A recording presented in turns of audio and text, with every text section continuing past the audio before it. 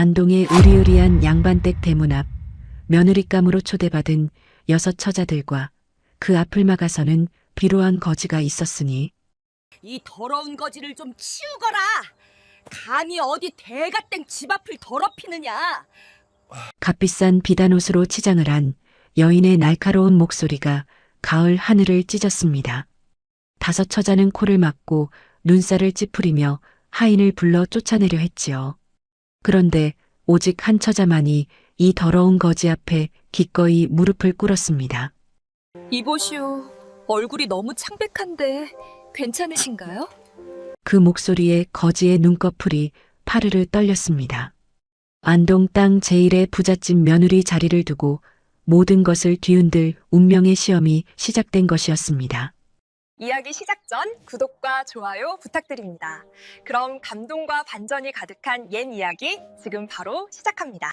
경상도 안동 땅 낙동강 물줄기가 유유히 흐르는 그 가을날이었습니다. 박진사댁 대문 앞 은행나무 아래에는 노란 은행잎이 바람에 흩날리고 있었는데 그 아래 누더기 차림의 젊은 사내 하나가 쓰러져 있었지요. 30 안팎으로 보이는 나이였으나 얼굴은 흙먼지와 때로 뒤범벅이 되어 있었고 머리카락은 헝클어져 마치 귀신 같은 꼴이었습니다. 그런데 이상하게도 그 사내의 손은 거지치고는 너무나 곱고 가늘었습니다. 손톱 밑에 흙이 끼어 있었으나 손가락 마디마디가 선비의 것처럼 길고 단정했지요. 다만 왼쪽 손바닥 한가운데에는 오래된 화상 흉터가 움푹 패여 있었는데 그것만이 유일하게 이 사내가 예사롭지 않은 과거를 겪었음을 말해주고 있었습니다. 저 더러운 거지를 당장 쫓아내지 못할까? 우리 박진사댁 대문 앞에서 구걸을 하다니 이게 말이나 되는 소리냐? 제일 먼저 목청을 높인 것은 최씨 처자였습니다. 24의 나이에 키가 훤칠하고 얼굴도 곱게 생겼으나 그 입에서 나오는 말만큼은 가시처럼 날카로웠지요. 붉은 비단 치마 저고리에 비취색 댕기를 들이운 모습이 화려하기 짝이 없었는데 그녀는 코를 막으며 거지로부터 서너 발자국 뒤로 물러섰습니다. 맞아요, 맞아. 저런 꼴을 보고 어찌 대문 안으로 들어가겠어요? 박진사 어르신 내외분께서 저희를 부르셨는데 저런 흉한 것을 보고 가면 재수가 없지 않겠어요? 2번째로 맞장구를 친 것은 김씨 처자였습니다. 23의 나이로 통통한 얼굴에 애교가 있어 보였으나 거지를 대하는 태도만큼은 첫 번째 처자 못지않게 냉정했지요. 그녀는 소매로 입을 가리며 하인을 향해 손짓을 했습니다. 여봐라. 어서 저 거지를 끌어내지 못할까? 우리 같은 양반댁 규수들이 저런 것을 보고 있으면 눈이 더러워진다네. 3번째 처자 정씨댁 딸이 부채를 펄럭이며 소리쳤습니다. 25의 나이로 6 처자 중 가장 나이가 많았는데 그만큼 오만한 기색도 짙었지요. 그녀의 옷자락에서는 용연향 냄새가 진동했고 머리에 꽂은 비녀만 해도 3개나 되어 어찌나 반짝이던지 햇빛에 눈이 부실 지경이었습니다. 4번째와 5번째 처자 박씨와 윤씨도 하나같이 눈살을 찌푸리며 고개를 돌렸습니다. 아이고, 냄새가 너무 나는구나. 얼마나 씻지 않았으면 저 지경일까? 그러게 말이야. 빨리 치워야 해. 우리가 저런 것 때문에 박진사댁 어르신들께 나쁜 인상을 주면 어쩌려고. 5 처자가 저마다 한마디씩 거들며 거지를 손가락질하고 있었는데 대문 앞 분위기는 마치 장터에서 개를 쫓아내는 것 같았습니다. 하인 둘이 달려와 거지의 팔을 붙잡으려 하는 순간이었지요. 잠깐만요. 제일 뒤편에 서 있던 6번째 처자가 앞으로 나섰습니다. 이춘심이었습니다. 22의 나이 다른 처자들처럼 화려한 비단옷을 입지는 않았습니다.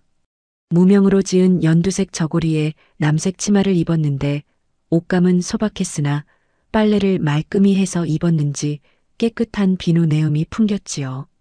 머리는 단정하게 댕기를 메었고 손에는 낡은 보자기 하나를 들고 있었습니다. 아가씨, 무슨 일이십니까? 하인이 고개를 갸웃거리며 물었습니다. 춘심은 천천히 무릎을 꿇고 거지 앞에 다가앉았지요. 다른 처자들이 화들짝 놀라 뒤로 물러섰습니다. 아니, 춘심 아가씨. 저런 거지한테 무릎을 꿇다니 정신이 있으신 겁니까? 최 씨 처자가 부채로 입을 가리며 비웃듯 말했습니다. 하지만 춘심은 아랑곳하지 않았지요. 그녀는 거지의 얼굴을 가만히 살폈습니다. 창백한 얼굴, 굳게 담은 입술, 그리고 가쁜 숨소리가 들려왔습니다. 이 사람, 얼굴이 너무 창백하구나. 열이 나는 것 같은데. 괜찮으신가요? 춘심이 조심스럽게 거지의 이마에 손을 대보았습니다. 뜨거웠습니다. 열이 펄펄 끓고 있었지요. 거지는 눈을 지그시 감고 있었으나 춘심의 손길이 이마에 닿자 눈꺼풀이 파르르 떨렸습니다. 그 순간이었습니다. 춘심이 품속에서 보자기를 꺼내 풀었는데 그 안에는 주먹밥 2개와 물동이가 들어 있었습니다. 아침 일찍 집을 나서며 어머니가 싸준 것이었지요. 이보시오, 많이 힘드시지요? 이거라도 잡수세요. 춘심이 주먹밥 하나를 거지의 손에 쥐어주었습니다. 거지의 손이 떨렸습니다. 그 떨림이 심상치 않았지요. 마치 무언가를 참으려는 듯 혹은 무언가를 깨달은 듯한 떨림이었습니다. 춘심은 물동이에 물을 천에 적셔 거지의 얼굴을 닦아주기 시작했습니다. 때와 흙먼지가 천에 묻어나왔고 그 아래로 조금씩 본래의 얼굴이 드러나기 시작했지요. 아니, 저 처자 정말 미쳤구나. 저런 거지한테 저렇게까지 해주다니. 그러게 말이야. 박진사 댁에서 보고 계실 텐데 저러면 절대 며느리로 안 뽑힐 거야. 다른 처자들이 수군거렸으나 춘심의 손은 멈추지 않았습니다. 그녀는 조심스럽게 거지의 얼굴을 닦아주고 물을 먹여주었지요.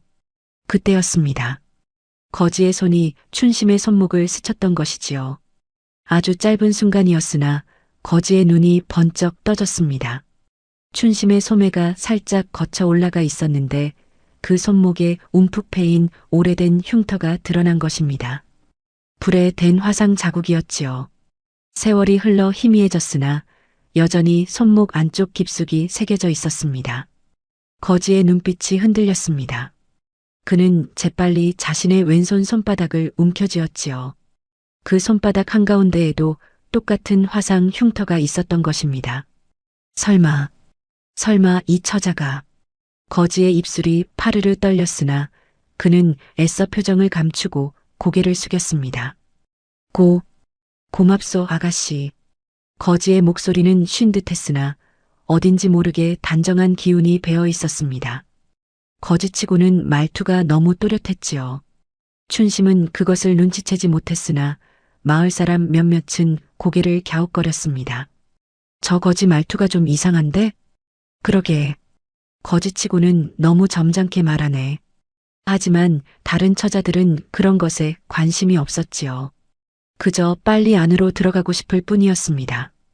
그때 대문 안쪽에서 나이 지긋한 노인 하나가 나왔습니다. 박진사였습니다. 60을 훌쩍 넘긴 나이였으나 허리는 꼿꼿했고 흰 수염을 기른 얼굴에는 인자한 미소가 떠 있었지요. 그는 대문 밖 광경을 한참 지켜보고 있었던 모양입니다. 어허, 다들 오셨는가? 먼 길 오느라 고생들 많았을 텐데 어서 들어오시게. 박진사의 목소리에 처자들이 황급히 허리를 굽혀 인사를 올렸습니다. 박진사 어르신, 문안 여쭙습니다. 어서 안으로 들어와 차나 한잔하게. 박진사가 다정하게 말했으나 그의 시선은 6번째 처자 춘심에게 오래 머물러 있었습니다. 거지 앞에 무릎 꿇고 주먹밥을 주던 그 모습을 그는 대문 안쪽에서 처음부터 끝까지 지켜보고 있었던 것이지요. 처자들이 하나둘 대문 안으로 들어가기 시작했습니다. 최 씨 처자가 제일 먼저 들어갔고 김 씨, 정 씨, 박 씨, 윤 씨가 뒤를 이었지요. 춘심은 제일 마지막에 일어섰습니다. 거지에게 다시 한번 물동이를 건네주고는 조용히 고개를 숙였지요. 부디 기운 차리세요. 고맙소. 거지가 작은 목소리로 대답했습니다.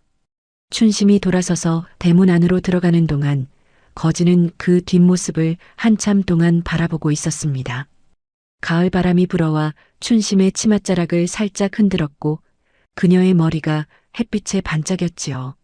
거지의 눈에 무언가 뜨거운 것이 차오르는 것 같았으나 그는 고개를 떨구고 주먹을 꽉 쥐었습니다. 10년. 10년 만이로구나. 거지의 손바닥 안에서 옥놀이개 반쪽이 따스하게 달아오르고 있었습니다. 품속 깊숙이 간직하고 있던 그것을 그는 꺼내어 볼 수조차 없었지요. 아직은 때가 아니었으니까요. 대문이 닫혔습니다. 은행나무 아래에는 다시 고요만이 흘렀고 거지는 천천히 몸을 일으켜 담장 뒤편으로 사라졌습니다. 그의 눈빛에는 10년 전 그날의 불길이 그리고 작은 손이 자신의 손을 잡아 끌던 그 순간이 아른거리고 있었지요. 과연 이 거지의 정체는 무엇이며 춘심과의 인연은 어떻게 이어질까요? 그리고 박진사댁 안에서는 또 어떤 일들이 벌어질까요? 박진사댁 대문을 넘어서자 처자들의 눈앞에 너른 사랑채 마당이 펼쳐졌습니다. 오래된 기와집이었으나 단청이 곱게 칠해져 있었고 마당 한가운데에는 배롱나무가 서 있어 가을 햇살을 받아 붉은 잎사귀를 반짝이고 있었지요. 마루 위에는 자개장과 나전 병풍이 놓여 있었고 그 앞에는 차상이 준비되어 있었습니다. 대추차와 유자차가 따끈하게 김을 내뿜고 있었고 그 옆에는 약과와 매작과 그리고 한과가 가지런히 놓여 있었지요. 어서들 오너라. 멀리서 오느라 힘들었을 게다. 차나 한 잔씩 하고 쉬도록 하거라. 박진사의 부인이 나와 처자들을 맞이했습니다. 60 가까운 나이였으나 허리는 꼿꼿했고 쪽진 머리에 옥비녀를 꽂은 모습이 단정하고 기품이 있어 보였지요. 그녀는 전주희 씨 가문의 딸로 젊은 시절부터 어질고 지혜로운 부인으로 소문이 자자했습니다. 마님, 문안 여쭙습니다. 처자들이 일제히 허리를 굽혀 인사를 올렸습니다. 그 모습이 저마다 달랐지요. 최 씨 처자는 허리를 굽히되 눈빛은 위를 향하고 있었고 김 씨와 정 씨는 서로 눈치를 보며 누가 더 깊이 인사하나 겨루는 듯 했습니다. 박 씨와 윤 씨는 그저 형식적으로 고개를 숙였을 뿐 진심이 느껴지지 않았지요. 하지만 춘심만은 달랐습니다. 그녀는 천천히 그러나 깊게 허리를 굽혔고 고개를 들 때도 이 씨 부인의 눈을 똑바로 바라보며 환한 미소를 지었지요. 그 미소에는 거짓이 없었습니다. 진심으로 어른을 뵙게 되어 반가워하는 마음이 고스란히 담겨 있었던 것입니다. 이 씨 부인의 눈빛이 춘심에게 잠깐 머물렀습니다. 그리고는 부드러운 미소를 지으며 고개를 끄덕였지요. 자, 모두들 마루에 올라 앉거라. 차가 식기 전에 마시도록 해라. 예, 마님. 처자들이 하나둘 마루에 올라 앉기 시작했습니다. 그런데 글쎄 그 앉는 자리부터가 한바탕 신경전이었다지 뭡니까? 최 씨 처자가 제일 먼저 상석 가까운 자리를 차지하려 했습니다.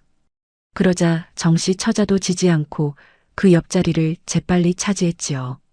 김 씨와 박 씨, 윤 씨도 저마다 좋은 자리를 차지하려고 눈치를 보며 슬금슬금 움직였습니다.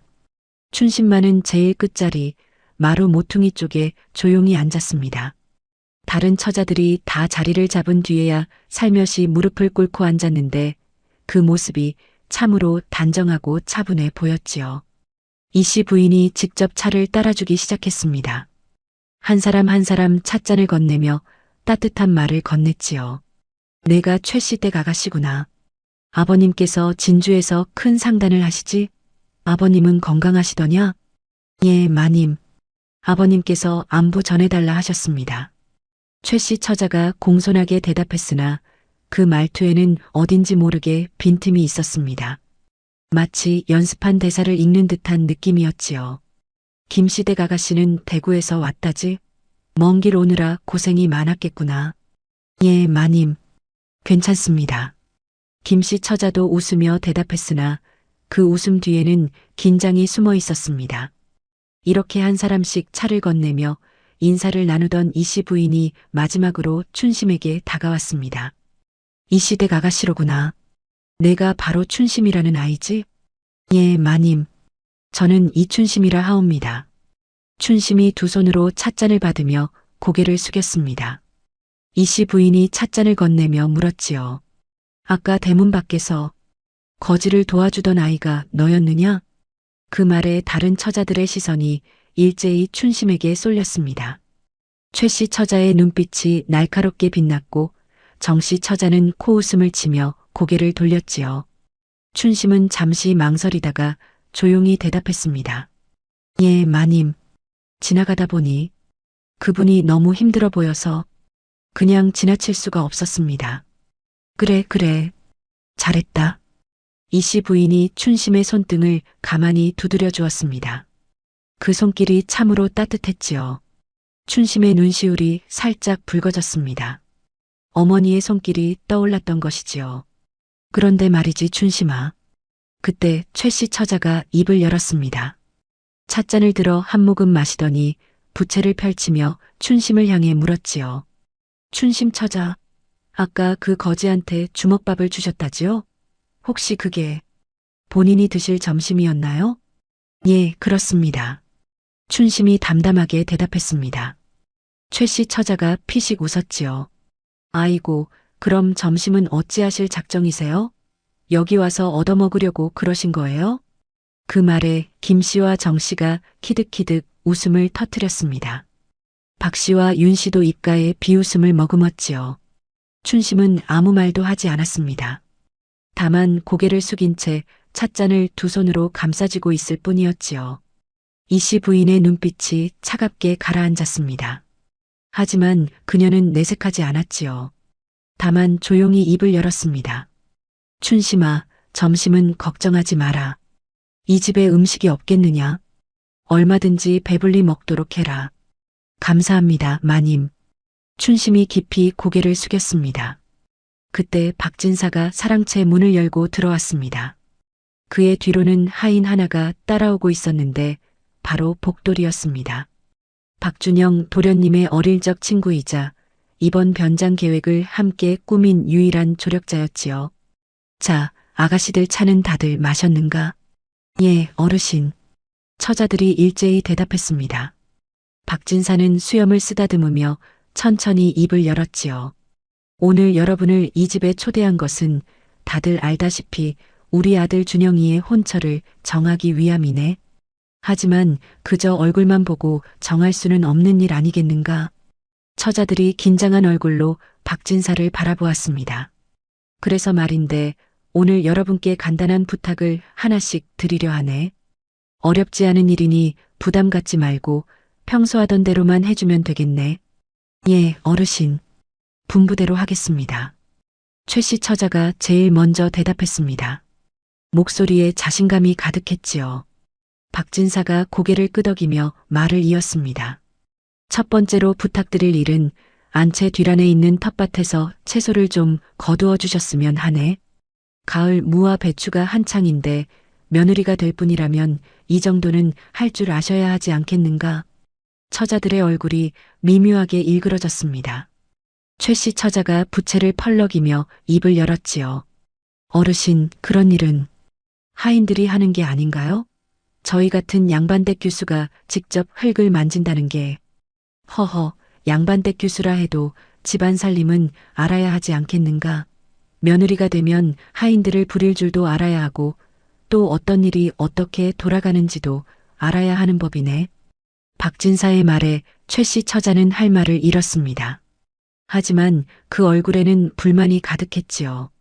그럼 두 번째로는 부엌에 가서 저녁상 준비를 도와주셨으면 하네. 물론 아가씨들이 직접 다 하란 말은 아니고 부엌에 있는 아주머니를 거들어주기만 하면 되네. 이번에는 정씨 처자가 인상을 찌푸렸습니다. 어르신, 저는 집에서 한 번도 부엌 일을 해본 적이 없는데요. 그래. 그럼 이번 기회에 배워보는 것도 좋지 않겠나? 허. 박진사가 호탕하게 웃었으나 그 웃음 뒤에는 날카로운 관찰력이 숨어 있었지요. 자, 그럼 준비가 다 되었으니 먼저 텃밭으로 가볼까? 예, 어르신. 처자들이 마지못해 일어났습니다. 최 씨 처자는 비단 치마를 털며 못마땅한 표정을 지었고 김 씨와 정 씨도 서로 눈치를 보며 한숨을 쉬었지요. 하지만 춘심만은 환한 얼굴로 일어섰습니다. 어르신, 저는 집에서 늘 어머니를 도와 텃밭일을 했습니다. 기꺼이 거들겠습니다. 오, 그래. 기특하구나. 박진사가 춘심을 향해 고개를 끄덕였습니다. 이씨 부인도 따뜻한 미소를 지었지요. 처자들이 안채 뒤란으로 향하는 동안 담장 너머 그늘진 곳에서는 누군가 그 모습을 지켜보고 있었습니다. 거지 차림을 한 박준영이었습니다. 그는 담장 틈으로 조심스럽게 안을 들여다보고 있었는데 특히 춘심의 뒷모습을 한참 동안 바라보고 있었지요. 그녀가 걸어가는 모습, 다른 처자들과 자연스럽게 섞여 있지만 어딘지 모르게 빛나 보이는 그 모습을 저 처자가 정말 그 아이란 말인가. 박준영의 손바닥이 뜨거워졌습니다. 10년 전 그날 작은 손이 자신의 손을 잡아 끌던 그 감촉이 되살아나는 것 같았지요. 그때 복돌이가 슬금슬금 다가왔습니다. 도련님 보셨습니까? 6번째 처자 말입니다. 보았다. 저 처자만 진심이 있어 보이지 않습니까? 다른 처자들은 하나같이. 알고 있다, 복돌아. 박준영이 나지막이 말을 끊었습니다. 그리고는 품속에서 옥놀이개 반쪽을 꺼내 햇빛에 비춰보았지요. 옥빛이 투명하게 빛났습니다. 용무늬가 반쪽만 새겨진 그 놀이개가 바람에 살랑살랑 흔들리고 있었습니다. 반드시 확인해야 한다. 저 처자가 정말 그 아이가 맞는지. 박준영의 눈빛이 깊어졌습니다. 그날 밤이 오면 그는 다시 한번 움직일 작정이었습니다. 이번에는 담장을 넘어 저 처자 가까이 다가가 반쪽 놀이개를 확인해야 했지요. 과연 그 놀이개는 춘심이 가지고 있을까요? 그리고 텃밭과 부엌에서는 또 어떤 일들이 벌어질까요? 안채 뒤란의 텃밭은 제법 넓었습니다. 가을 햇살이 따스하게 내리쫓는 오후였는데 땅에서는 촉촉한 흙냄새가 올라오고 있었지요. 배추와 무가 주렁주렁 자라 있었고 그 사이사이로 파와 갓이 파릇파릇 고개를 내밀고 있었습니다. 텃밭 한쪽에는 호박 넝쿨이 담장을 타고 올라가 있었고 그 아래로는 호박 서너 개가 노랗게 익어가고 있었지요. 자, 아가씨들. 저기 보이는 무와 배추를 거두어 주시면 되겠네. 그리 어렵지 않으니 천천히 하시게. 박진사가 텃밭을 가리키며 말했습니다. 하지만 처자들의 얼굴은 하나같이 굳어 있었지요. 최씨 처자가 제일 먼저 입을 열었습니다. 어르신, 저는 흙을 만져본 적이 없는데요. 이 비단 치마가 더러워지면 어찌하옵니까? 허허, 그럼 치마를 걷어 올리면 되지 않겠는가? 며느리가 될 사람이 이 정도 일도 못한다면 어찌 집안 살림을 꾸려가겠는가? 박진사의 말에 최씨 처자는 입술을 삐죽 내밀었으나 더 이상 말대꾸하지는 못했습니다. 마님, 저도 집에서 이런 일은 한 번도 해본 적이 없습니다. 손에 흙이 묻으면, 손톱 밑에 때가 끼면, 정씨 처자가 하얀 손을 내밀며 걱정스러운 표정을 지었습니다. 이씨 마님이 부드럽게 웃으며 말했지요. 걱정 마라. 나중에 깨끗이 씻으면 되느니라. 사람이 살다 보면 손에 흙 한 번쯤은 묻는 법이지. 김씨와 박씨, 윤씨 처자도 저마다 불만스러운 얼굴로 텃밭 앞에 서 있었습니다. 누가 먼저 시작할지 서로 눈치만 보고 있었지요. 하지만 춘심은 달랐습니다. 그녀는 아무 말 없이 치마를 무릎까지 걷어 올렸습니다. 그리고는 텃밭 안으로 성큼 들어가 무 한 포기를 양손으로 움켜잡았지요. 으쌰! 힘을 주어 잡아당기자 굵직한 무 한 개가 쑥 하고 뽑혔습니다. 뿌리에 흙이 잔뜩 묻어 있었으나 춘심은 개의치 않고 털어내며 옆에 가지런히 놓았지요. 어머, 저 처자 좀 보세요. 정말 농사꾼 딸 같네요. 최씨 처자가 코웃음을 치며 속삭였습니다. 정씨와 김씨가 키득거리며 웃었지요. 하지만 이씨 마님과 박진사의 눈빛은 달랐습니다. 두 사람은 춘심의 손놀림을 가만히 지켜보고 있었는데 그 눈빛에는 흡족함이 가득했지요. 저것 보세요. 저 아이는 집에서 어머니를 도와 일을 많이 해본 것 같지 않습니까? 이씨 마님이 박진사에게 작은 소리로 말했습니다. 박진사도 고개를 끄덕였지요. 그렇군. 저렇게 자연스럽게 일하는 것을 보니 평소에 몸에 밴 솜씨로구먼. 한편 다른 처자들은 마지못해 텃밭에 들어갔으나 그 꼴이 가관이었습니다. 최 씨 처자는 치마를 살짝 들어 올리더니 물을 잡는 둥마는 둥하며 손끝으로만 살짝 건드렸지요. 아이고, 이거 왜 이렇게 안 뽑히는 거야? 거기 너. 내가 와서 좀 뽑아주면 안 되겠어? 아가씨, 어르신께서 직접 하라고 하셨잖습니까? 복돌이가 난처한 표정으로 대답했습니다. 최 씨 처자는 짜증을 내며 물을 놓아버렸지요. 정 씨 처자는 배추를 뽑으려다가 그만 중심을 잃고 비틀거렸습니다. 야! 그녀가 손을 내저으며 균형을 잡으려 하는 바람에 배추가 우르르 쓰러졌지요. 그 바람에 옆에 있던 김 씨 처자의 치마에 흙이 튀었습니다. 어머, 제 치마 좀 보세요. 이거 어떡해요? 미안해요, 미안해. 내가 실수했어요. 두 처자가 티격태격하는 동안 박 씨와 윤 씨는 그저 멀찍이 서서 구경만 하고 있었습니다. 하지만 춘심은 묵묵히 일을 이어가고 있었습니다. 이미 무 5개를 뽑아 가지런히 놓았고 지금은 배추를 조심스럽게 뽑아내고 있었지요. 그 손놀림이 능숙했고 얼굴에는 땀이 송글송글 맺혀 있었으나 미소가 가득했습니다. 참으로 잘하는구나. 그 배추는 뿌리째 뽑지 말고 칼로 밑동을 잘라내야 한단다. 이씨 마님이 다가와 춘심에게 말했습니다. 춘심이 환하게 웃으며 대답했지요. 예, 마님. 저희 어머니께서도 늘 그렇게 가르쳐 주셨습니다. 그래, 내 어머니는 좋은 분이시구나.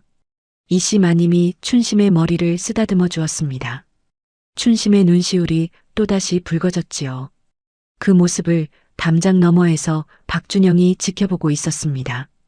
거짓 차림을 한 그는 담장 틈으로 눈만 내밀어 안을 들여다보고 있었는데 춘심이 땀을 닦으며 웃는 모습을 보자 가슴이 뭉클해지는 것을 느꼈지요. 저 처자는 10년 전 그 아이와 똑같구나. 박준영의 머릿속에 10년 전 그날의 기억이 물밀듯이 밀려왔습니다.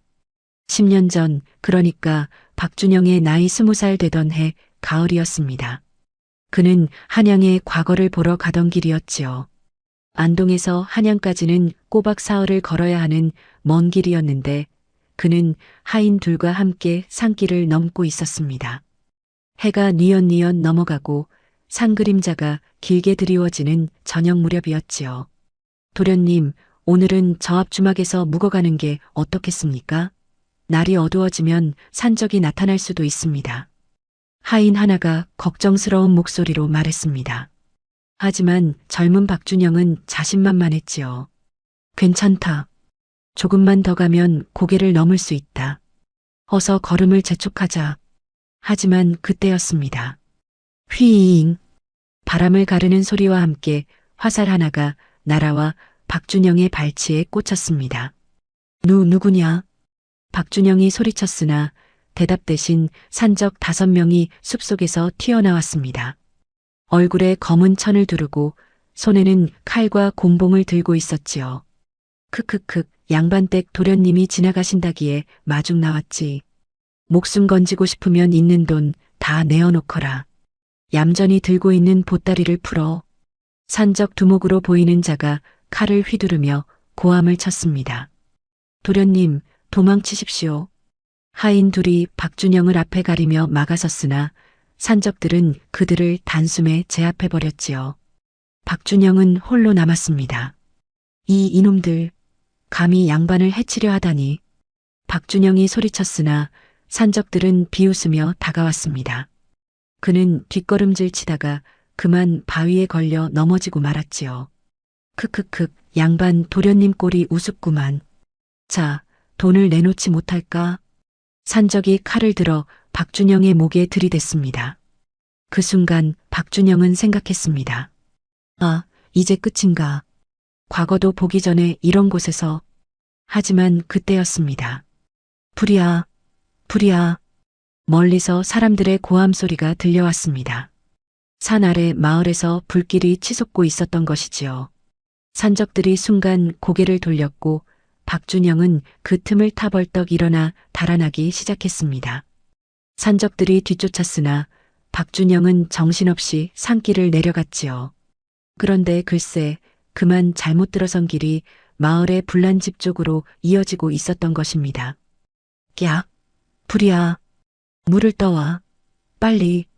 마을 사람들이 아우성치며 불을 끄고 있었는데 박준영은 산적들을 피하려다 그만 불길에 둘러싸인 헛간 안으로 뛰어들고 말았습니다. 연기가 목을 찔렀고 눈앞이 캄캄해졌지요. 박준영은 기침을 하며 밖으로 나가려 했으나 입구가 이미 불길로 막혀 있었습니다. 이런, 이제 정말 끝인가. 박준영이 절망하며 바닥에 주저앉는 순간이었습니다. 이보세요. 거기 사람 있어요? 어린 소녀의 목소리가 들려왔습니다. 박준영이 고개를 들어보니 불길 너머로 12살쯤 되어 보이는 소녀가 서 있었지요.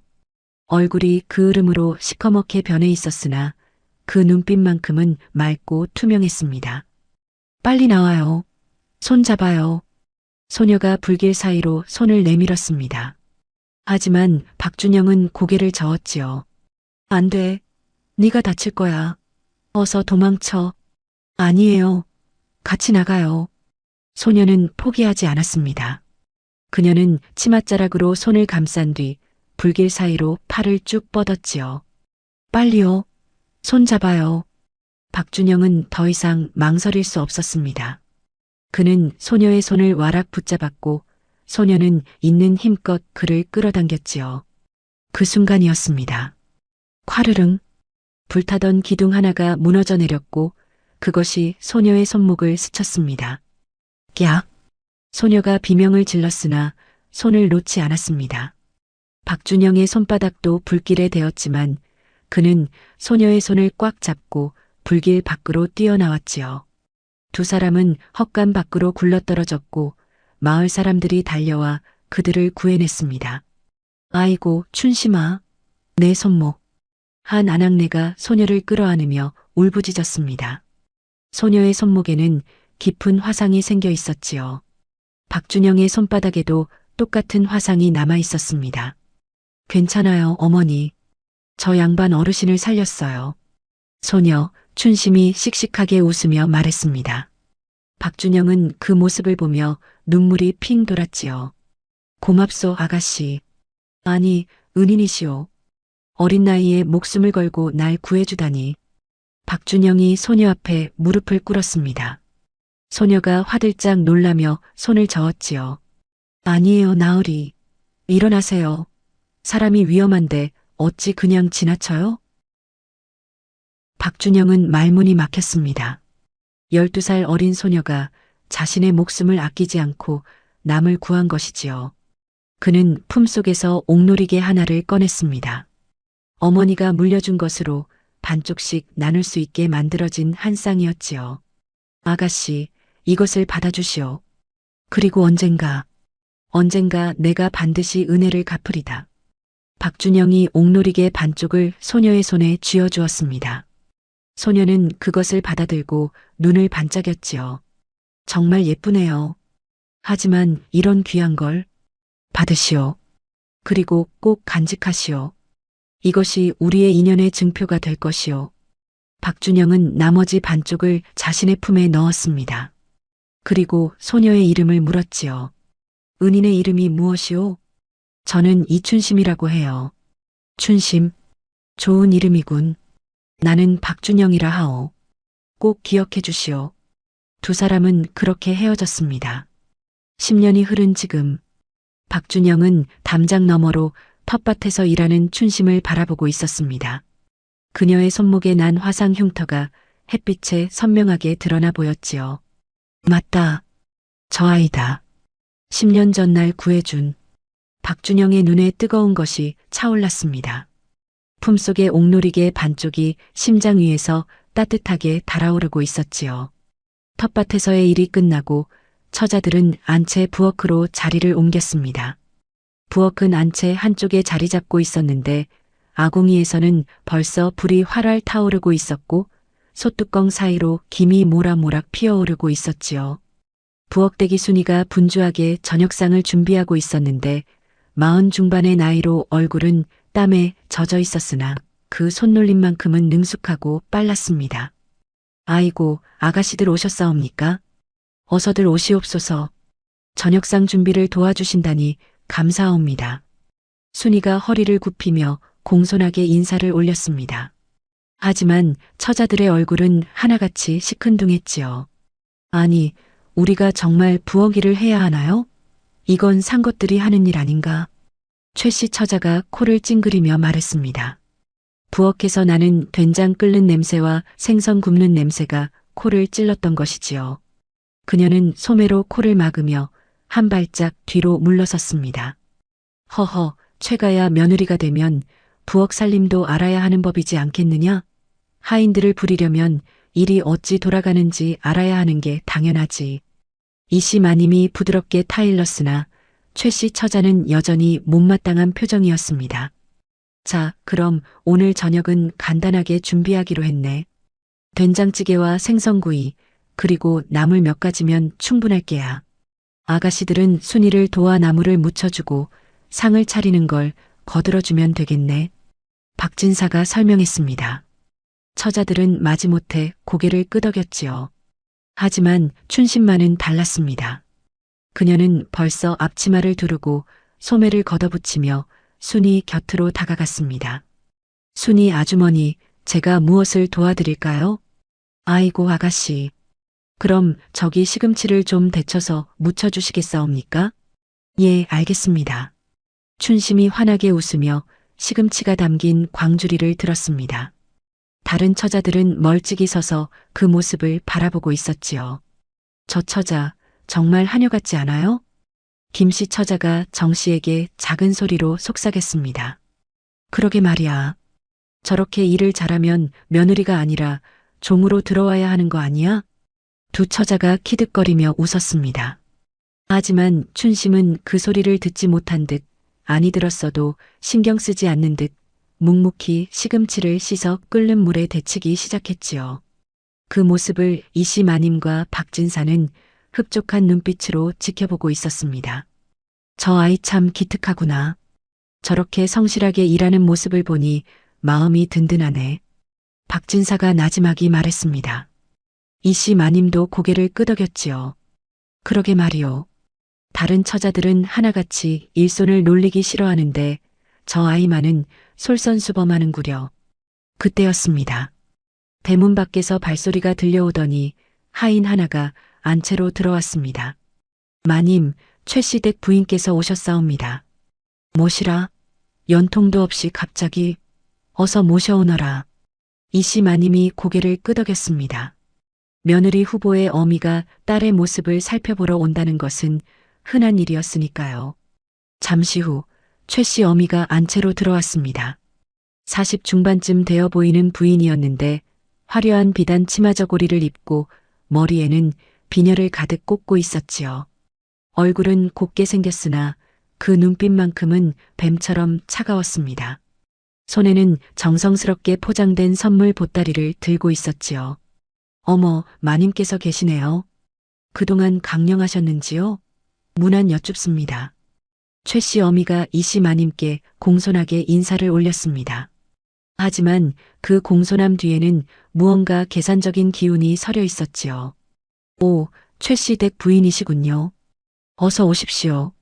먼 길 오셨는데 차나 한잔 하시지요. 아니옵니다, 마님.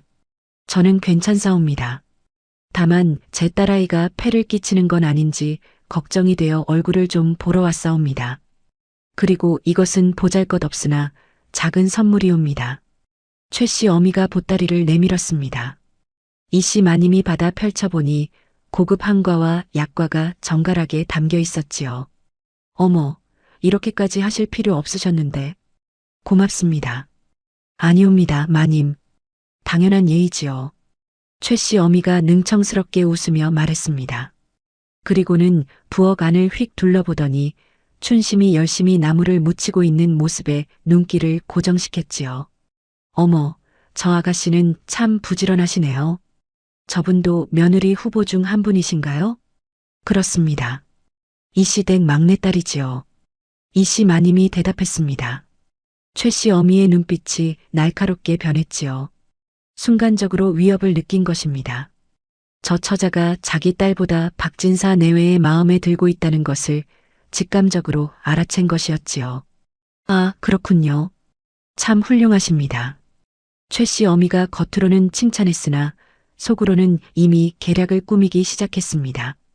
마님, 제가 딸아이 얼굴이나 잠깐 보고 가도 되겠사옵니까? 그러시지요. 저기 마루에 앉아서 쉬고 계신 처자들이 보이시지요? 예, 마님. 그럼 잠깐 다녀오겠사옵니다. 최 씨 어미가 허리를 굽히고는 마루 쪽으로 걸어갔습니다. 그리고는 딸 최 씨 처자를 불러 구석으로 데리고 갔지요. 두 사람이 머리를 맞대고 무언가 속삭이기 시작했습니다. 얘야, 큰일이다. 저 춘심이란 계집 때문에 내가 밀릴 것 같구나. 저도 걱정이에요, 어머니. 박진사 어르신 내외분이 저 계집을 너무 좋아하시는 것 같아요. 어떡하죠? 걱정 마라. 어머니가 이미 계책을 세워뒀단다. 최 씨 어미가 품속에서 작은 무언가를 꺼내 딸에게 살짝 보여주었습니다. 옥비녀였습니다. 제법 갓나가 보이는 정교하게 새겨진 옥비녀였지요. 어머니, 이게 뭐예요?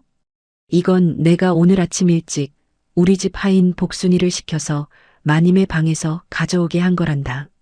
최 씨 처자의 얼굴이 화들짝 놀라며 하얗게 질렸습니다.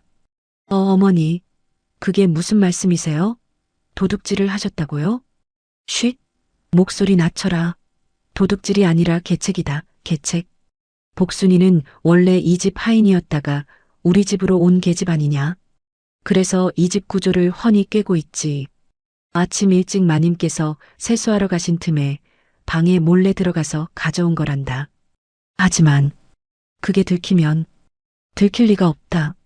복순이는 이미 우리 집으로 돌아갔고 이 비녀를 저 춘심이란 계집의 보따리에 몰래 넣어두는 거다. 그러면 조금 있다 마님께서 비녀가 없어진 걸 아실 게고 집안을 뒤지다가 춘심의 보따리에서 발견되겠지. 그러면 저 계집은 도둑으로 몰려 당장 쫓겨날 게다. 최 씨 어미의 눈빛이 독사처럼 번뜩였습니다. 딸은 여전히 불안한 얼굴이었지요. 하지만 어머니, 만약 춘심이 결백을 주장하면 증거가 어디 있겠느냐? 보따리에서 나온 건 사실이고 변명한들 소용없는 일이지. 어머니를 믿거라. 이번 일만 잘 되면 넌 이 집 며느리가 되는 게야. 알겠어요, 어머니. 최 씨 처자가 마지못해 고개를 끄덕였습니다. 그런데 말이지요. 이 대화를 부엌에서 나무를 다듬고 있던 순이가 우연히 듣고 말았습니다. 순이는 부엌에서 물을 씻으려고 바가지에 물을 기르러 마루 밑 우물가로 갔다가 마루 아래를 지나가던 중 마루 틈새로 새어 나오는 소리를 듣게 된 것이지요. 처음에는 그냥 잡담인 줄 알았으나 마님의 방에서 가져오게 했다는 말에 순이의 발이 멈췄습니다. 뭐라고? 마님의 방에서? 옥비녀를? 순이는 숨을 죽이고 귀를 기울였습니다. 그리고는 최 씨 어미와 딸의 대화를 처음부터 끝까지 다 듣게 되었지요. 순이의 얼굴이 새하얗게 질렸습니다. 저런 천하의 몹쓸 것들이 춘심 아가씨를 도둑으로 만들려고? 하지만 순이는 감히 말을 할 수가 없었습니다. 자신은 하인일 뿐이고 저들은 양반댁 사람들이었으니까요. 잘못 건드렸다가는 자신이 쫓겨날 수도 있고 어쩌면 곤장을 맞을 수도 있는 일이었지요. 순이는 떨리는 다리로 물을 길어 부엌으로 돌아왔습니다. 춘심은 여전히 정성스럽게 시금치나물을 무치고 있었지요. 아가씨. 순이가 떨리는 목소리로 춘심을 불렀으나 춘심은 열중해서 일하느라 듣지 못했습니다. 어떡하지? 어떡하면 좋단 말인가? 마님께 말씀드려야 하나?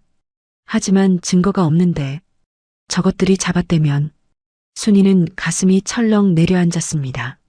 한편 최 씨 어미는 딸과의 이야기를 마치고 부엌 쪽으로 슬금슬금 다가왔습니다.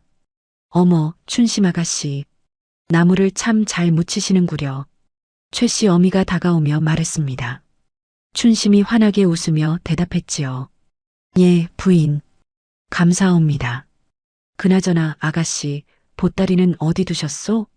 아, 저기 부엌 구석에 다른 아가씨들 짐과 함께 두었사옵니다. 그렇군요. 참 단정하게 사시는구려. 최 씨 어미가 칭찬하는 듯한 말투로 말했으나 그 눈빛은 차가웠습니다. 그녀는 주위를 살폈습니다. 이씨 마님은 마루에서 다른 처자들과 이야기를 나누고 있고 춘심은 나물 무치기에 열중해 있었지요. 보따리에 옥비녀를 넣으려 하는 순간 순이가 자신을 빤히 쳐다보고 있다는 걸 알았습니다. 최 씨 어미와 순이의 눈이 마주쳤습니다. 그 순간 순이의 얼굴이 하얗게 질려 있었습니다. 최 씨 어미는 단번에 알아챘지요. 저 계집 들었구나. 최 씨 어미의 눈빛이 차갑게 변했습니다. 그리고는 순이에게 천천히 다가갔지요. 순이라고 했지? 예. 마님. 순이가 벌벌 떨며 대답했습니다. 내가 아까 무슨 소리를 들었는지 모르겠으나 최 씨 어미가 순이의 귀에 대고 속삭였습니다. 입 다물고 있어. 알았지? 만약 내가 한마디라도 한다면 너뿐만 아니라 내 식구들까지 이 동네에서 살 수 없게 만들어주마. 내가 누군지 알지? 우리 집안이 이 고을에서 얼마나 힘이 센지 알고 있겠지? 순이는 온몸이 얼어붙었습니다. 그저 고개를 끄덕일 수밖에 없었지요. 좋아. 영리하구나. 최 씨 어미가 만족스러운 표정으로 물러섰습니다.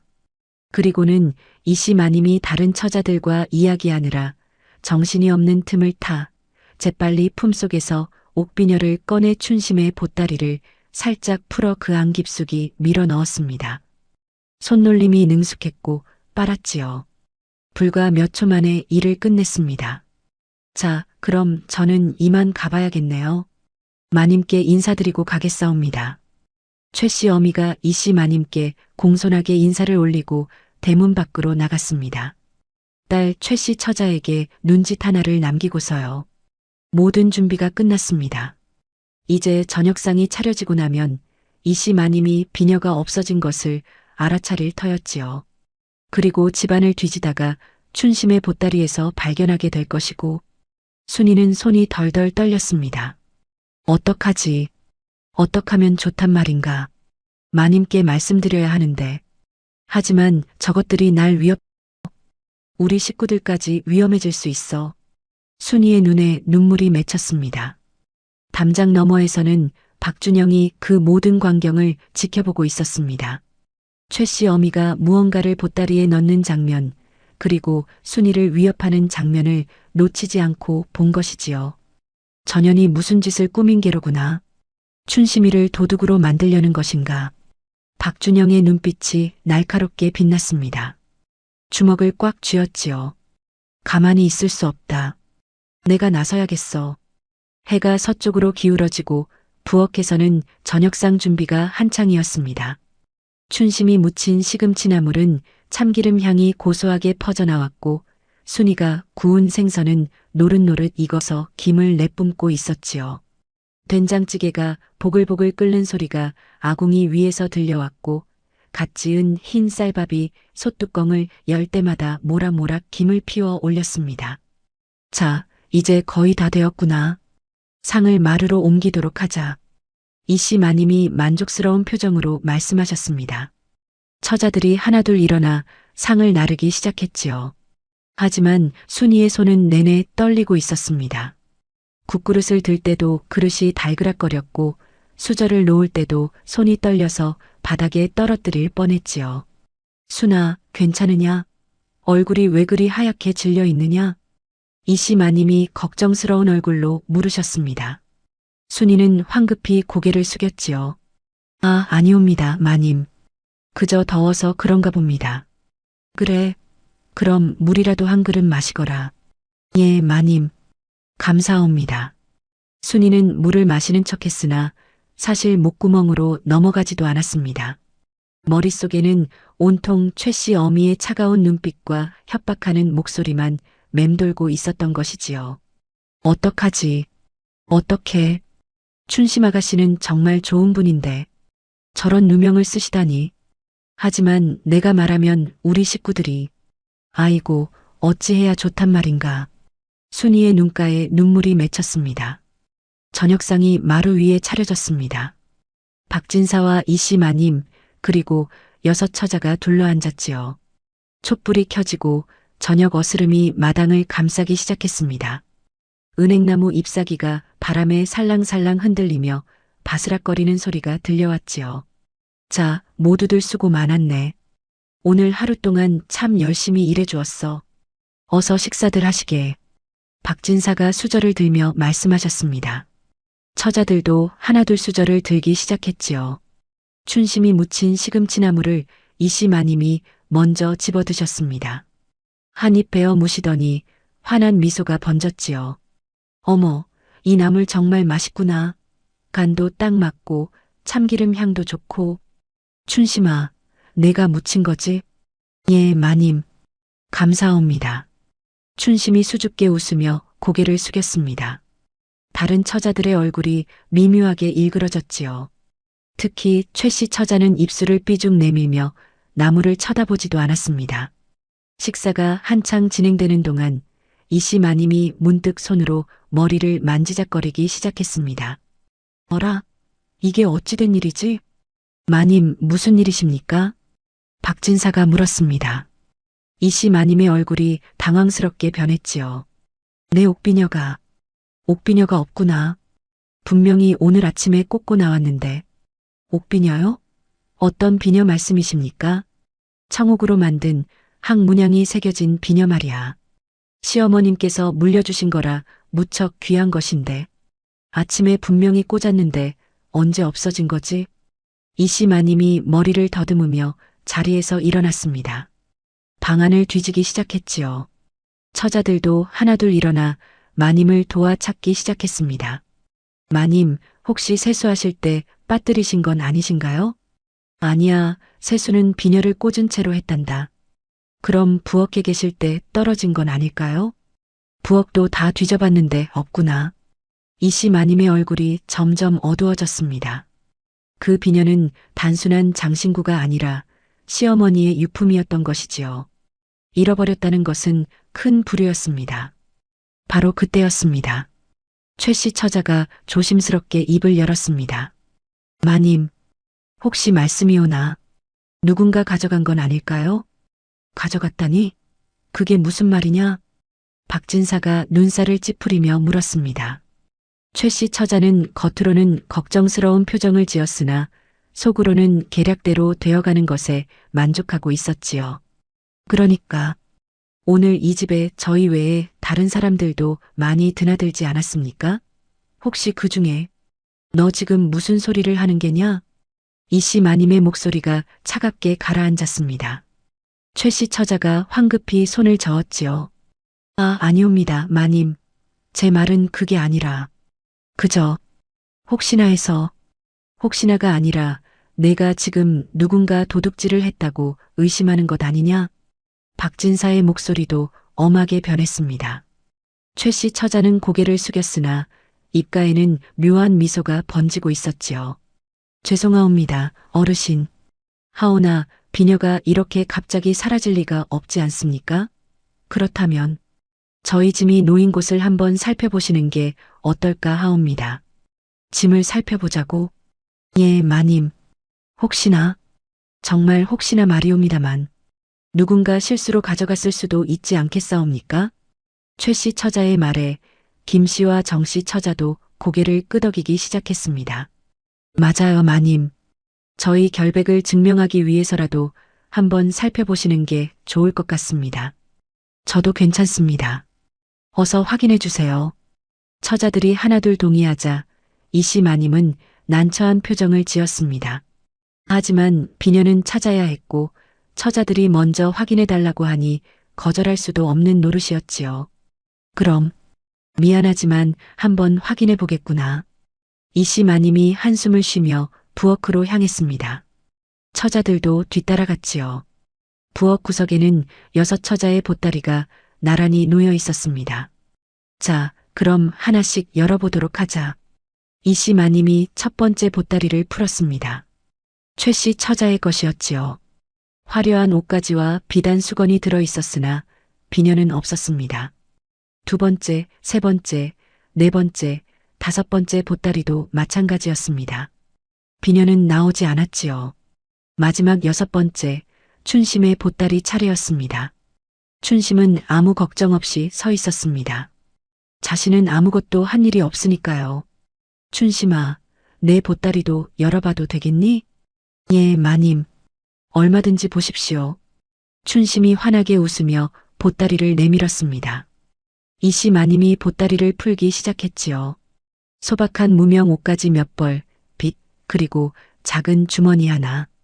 그 주머니 밑에서 무언가 반짝이는 것이 보였습니다. 이씨 마님의 손이 멈췄습니다. 천천히 그것을 꺼내 들었지요. 청옥 비녀였습니다. 항문양이 선명하게 새겨진 바로 그 비녀였습니다. 이게 이씨 마님의 얼굴이 굳어졌습니다.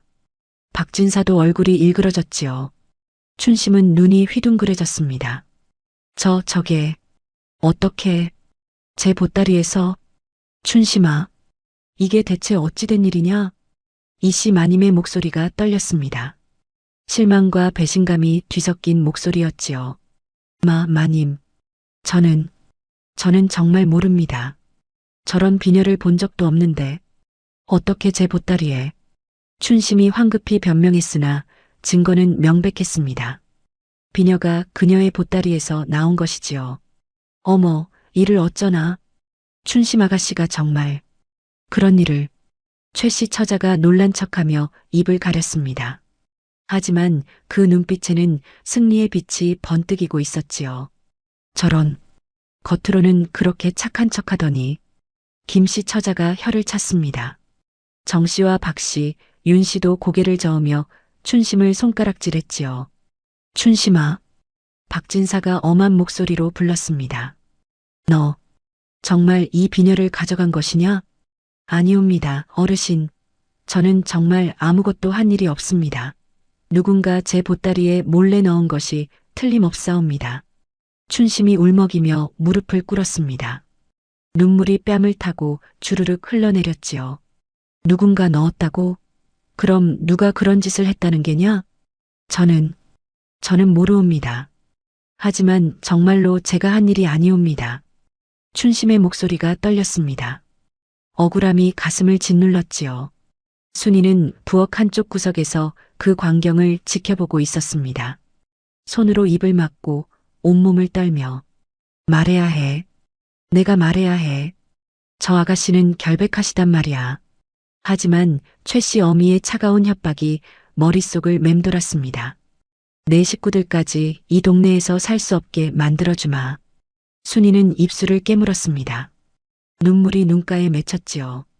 바로 그때였습니다. 담장 너머에서 거친 기침 소리가 들려왔습니다. 크음. 모두의 시선이 담장 쪽으로 향했습니다. 누구냐? 박진사가 소리쳤습니다. 담장 너머로 누더기를 걸친 젊은 거지가 비틀거리며 나타났습니다. 아침에 대문 앞에 쓰러져 있던 바로 그 거지였지요. 죄송하옵니다만 제가 할 말이 있사옵니다. 거지의 목소리는 쉬었으나 어딘지 모르게 단정했습니다. 내 이놈이 누구냐? 어찌하여 남의 집 담장을 넘어 들어온 게냐? 박진사가 호통을 쳤습니다. 하지만 거지는 물러서지 않았지요. 어르신, 저는 오늘 아침 대문 앞에서 아가씨들을 봤던 거지옵니다.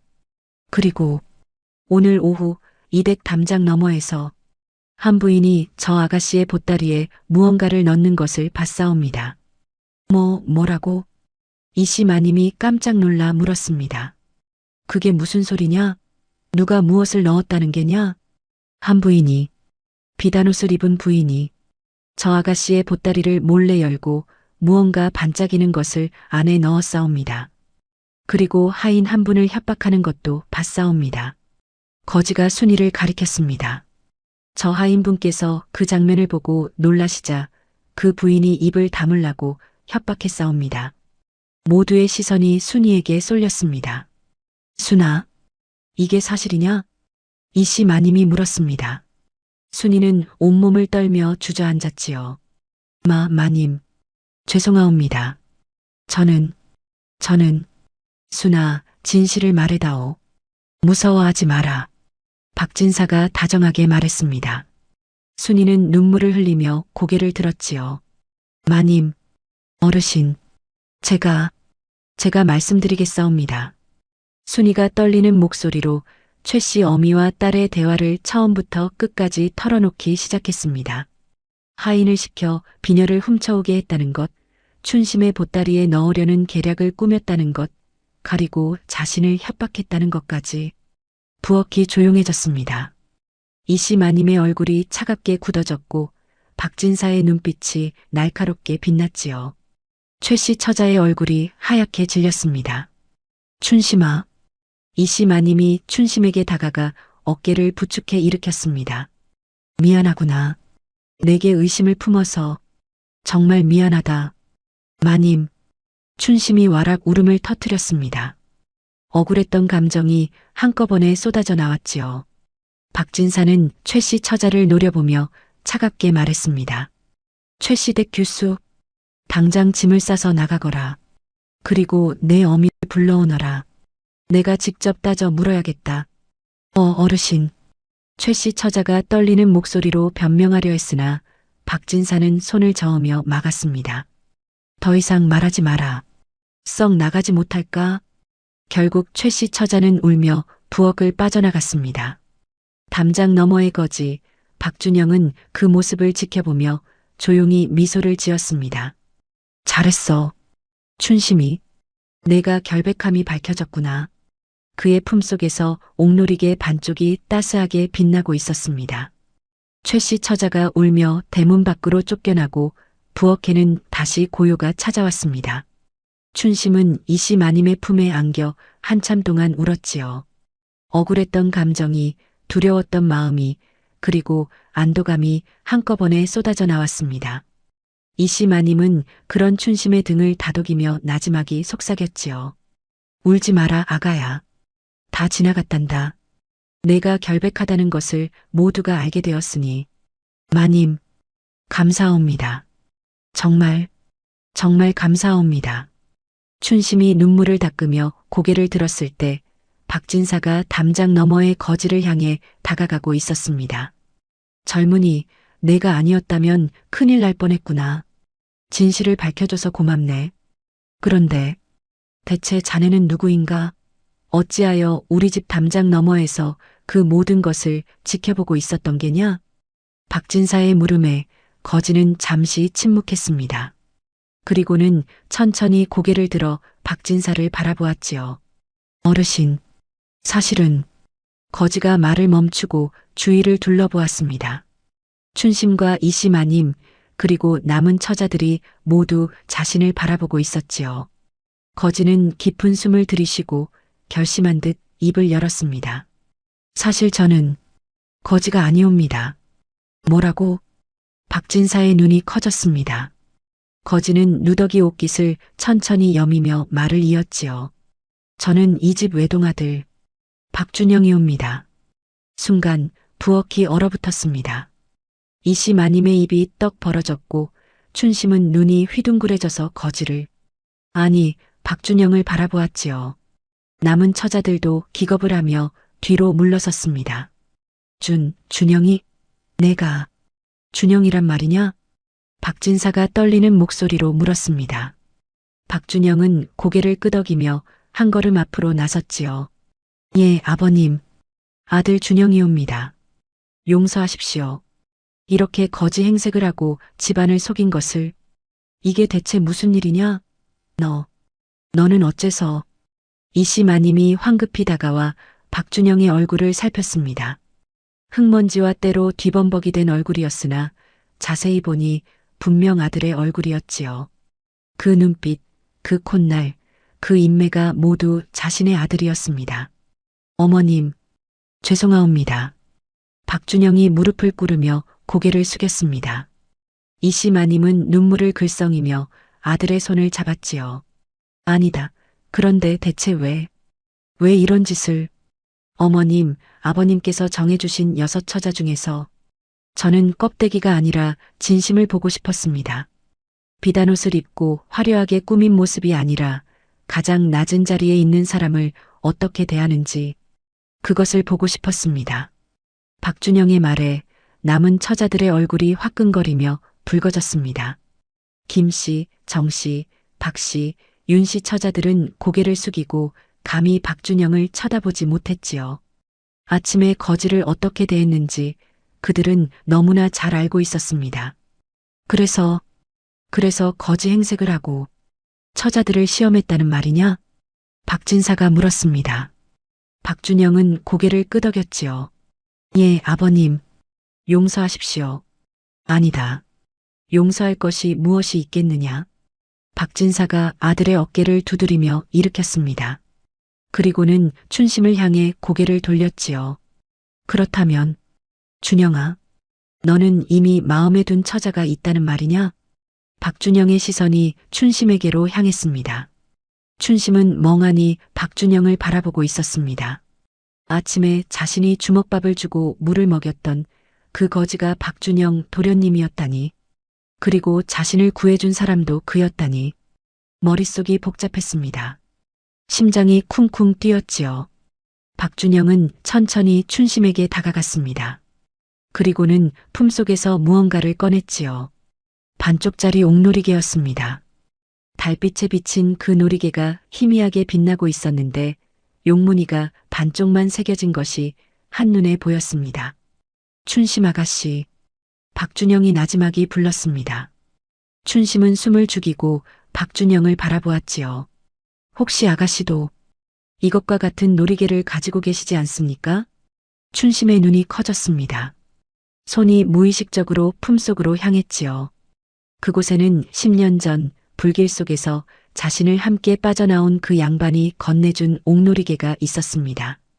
이게 어떻게? 춘심이 떨리는 손으로 자신의 옥놀이개를 꺼냈습니다. 역시 반쪽만 새겨진 박준영의 것과 똑같은 모양이었지요.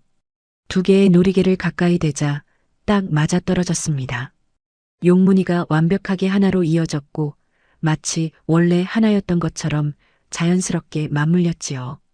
아, 춘심의 입에서 짧은 탄성이 흘러나왔습니다. 10년 전 불길 속에 계셨던 분이 도련님이셨습니까? 네, 맞습니다. 아가씨, 아가씨께서 저를 구해주시지 않았습니까? 박준영이 춘심의 손을 가만히 잡았습니다. 춘심의 손목에 난 화상 흉터를 엄지손가락으로 조심스럽게 쓰다듬으며 말했지요. 10년 전 제가 산적들에게 쫓기다가 불난 헛간에 갇혔을 때 12살 어린 소녀가 불길을 무릅쓰고 저를 구해주셨습니다. 그 소녀의 손목에는 깊은 화상이 남았고 제 손바닥에도 같은 흉터가 새겨졌지요. 박준영이 왼손 손바닥을 펼쳤습니다. 거기에는 춘심의 손목 흉터와 똑같은 모양의 화상 자국이 있었습니다. 저는 그날 이후로 평생 그 은혜를 잊지 못했습니다. 그 소녀를 찾고 싶었고 언젠가 다시 만나면 꼭 은혜를 갚고 싶었습니다. 그래서 놀이개 반쪽을 건네며 언젠가 다시 만나자고 약속했지요. 춘심의 눈에 눈물이 차올랐습니다. 10년 전 그날의 기억이 물밀듯이 밀려왔지요. 불길이 치솟던 헛간, 연기에 질식할 것 같았던 그 순간, 두려움에 떨면서도 그 양반을 구하기 위해 손을 뻗었던 그 순간, 그리고 헤어지며 받았던 따뜻한 옥놀이개. 도련님, 저는 도련님의 얼굴을 제대로 보지 못했습니다. 연기가 자욱해서 그저 손만 잡고 그냥 끌고 나왔을 뿐인데 그것만으로도 충분했습니다. 아가씨. 아가씨의 그 작은 손이 제 목숨을 구해주셨습니다. 박준영이 춘심의 손을 두 손으로 감싸쥐었습니다. 춘심은 눈물을 주르륵 흘리며 고개를 숙였지요. 그런데 제가 오늘 도련님을 알아보지 못하고 괜찮습니다. 제가 거짓 차림을 하고 있었으니 알아보실 리가 없지요. 하지만 주먹밥을 드렸을 때, 물을 드렸을 때 저는 그저 가엾은 거지분인 줄로만. 아니옵니다, 아가씨. 박준영이 춘심의 눈을 똑바로 바라보며 말했습니다. 아가씨는 저를 거지로 받기에 더 진심으로 대해주신 겁니다. 만약 제가 박진사댁 도련님이라는 걸 아셨다면 그렇게 자연스럽게, 그렇게 진심으로 대해주시지는 못하셨을 겁니다. 춘심은 고개를 들어 박준영을 바라보았습니다. 눈물로 범벅이 된 얼굴이었으나 그 눈빛만큼은 맑고 투명했지요. 저는 그저 사람이 아픈데 지나칠 수가 없었을 뿐입니다. 그것이 바로 아가씨의 진심입니다. 박준영이 미소를 지으며 말했습니다. 다른 처자들은 거지를 내쫓고 코를 막고 손가락질했습니다. 하지만 아가씨만은 무릎을 꿇고 주먹밥을 나눠주고 물을 먹여주셨습니다. 그 순간 저는 알았습니다. 10년 전 저를 구해주신 그 소녀의 마음이 여전히 변하지 않았다는 것을요. 춘심은 눈물을 닦으며 고개를 끄덕였습니다. 박진사와 이씨 마님은 그 광경을 흐뭇하게 지켜보고 있었지요. 이씨 마님이 남편에게 조용히 속삭였습니다. 여보, 저 아이가 우리 며느리로 딱이지 않습니까? 그렇소, 마님. 저렇게 착하고 진심 어린 아이를 어디서 또 찾겠소. 박진사가 고개를 끄덕이며 앞으로 나섰습니다. 춘심 아가씨. 예. 어르신. 춘심이 황급히 고개를 숙였습니다. 박진사는 부드러운 미소를 지으며 말했지요. 우리 준영이의 마음을 받아주시겠습니까? 이 박진사 댁의 며느리가 되어주시겠습니까? 춘심의 얼굴이 새빨개졌습니다. 귀까지 빨갛게 달아올랐지요. 그녀는 고개를 푹 숙인 채 작은 목소리로 대답했습니다. 저 같은 것이 이런 좋은 댁의 며느리가 되어도 되겠사옵니까? 무슨 말이냐, 춘심아. 춘심이 너야말로 이 집에 복을 가져다 줄 귀한 아이다. 이씨 마님이 다가와 춘심의 손을 잡았습니다. 10년 전에도 우리 아들을 구해줬고 오늘도 억울한 누명 속에서도 꿋꿋하게 진실을 지키지 않았느냐? 이렇게 선하고 강한 며느리를 어디서 또 만나겠어? 춘심의 눈에 다시 눈물이 맺혔습니다. 기쁨의 눈물이었지요. 감사합니다. 마님, 어르신, 제가 정성껏 모시겠습니다. 그래. 우리도 내가 편안하게 지낼 수 있도록 최선을 다하마. 박진사가 흐뭇하게 웃으며 고개를 끄덕였습니다. 그때 순이가 부엌 구석에서 눈물을 훔치며 조용히 박수를 쳤습니다. 아이고, 춘심 아가씨. 정말 잘 되셨사옵니다. 정말. 춘심이 순이를 향해 돌아서며 환하게 웃었습니다. 순이 아주머니 고맙습니다. 아주머니께서 용기를 내어 진실을 말씀해 주시지 않았다면 저는 아니옵니다, 아가씨. 제가 진작 말씀드렸어야 하는데 겁이 나서 죄송하옵니다. 아니에요, 아주머니. 충분히 무서우셨을 텐데.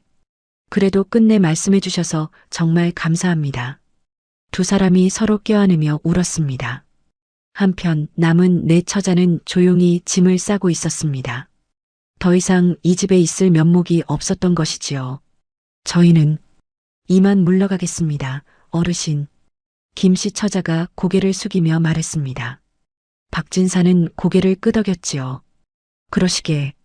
오늘 일은 여러분께도 좋은 교훈이 되었기를 바라네. 사람은 겉모습이 아니라 마음으로 판단해야 하는 법이니. 네 처자는 고개를 깊이 숙이고 대문 밖으로 나갔습니다. 마당에는 박준영과 춘심 그리고 박진사 내외만 남았습니다. 달빛이 은행나무 잎사귀를 비추고 있었고 가을 바람이 살랑살랑 불어왔지요. 그 바람에 실려 은행잎이 하나 둘 떨어져 내렸습니다. 박준영이 춘심의 손을 꼭 잡았습니다. 아가씨, 아니 춘심, 10년 전부터 지금까지 당신을 기다려왔습니다. 이제 평생 당신 곁을 지키겠습니다.